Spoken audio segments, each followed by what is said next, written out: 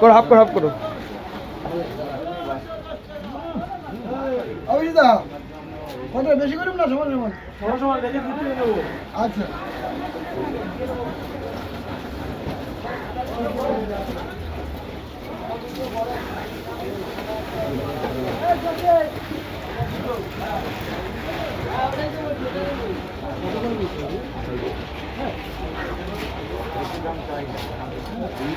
চাও না, বেশি কেউ চায়, আমাদের বেশি লাগে মনে হয়।